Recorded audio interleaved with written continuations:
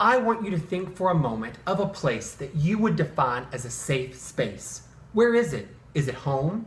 Is it your family? Is it a group or a team? Or is it somewhere online? No matter where or who you think of as a safe space, most of these places would share similar characteristics, a welcoming place to be free, open, and safe.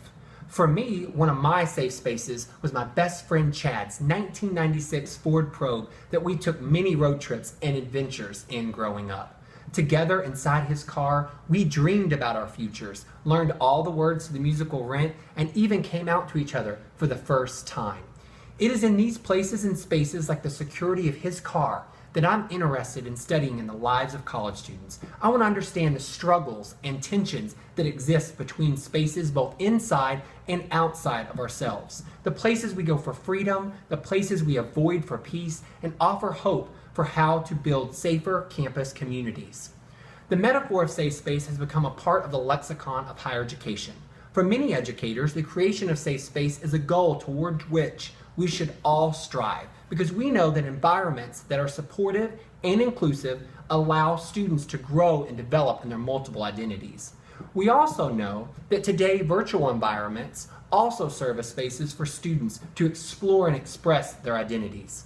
It is for these reasons that I want to understand the weaving of physical and virtual safe spaces in the lives of lesbian, gay, and bisexual college students to better understand how these spaces influence the development of their sexuality.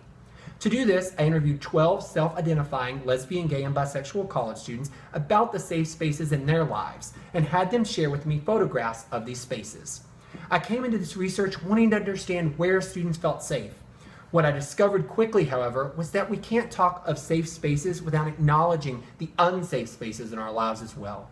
Even the word safe space was problematic, as this phrase appears to be ours, not theirs. Students spoke of safe spaces as chill, cool, or awesome places. And safe spaces depended on 3 P's: people, place, and perception. Instead of calling spaces safe or unsafe, let's call them queer spaces that resist being labeled and defined, because safe spaces really are relative to the person experiencing them. In practice, to foster safe or queer spaces on college campuses, we must be inclusive in our language, events, and policies and procedures to make sure they foster inclusivity rather than exclusivity.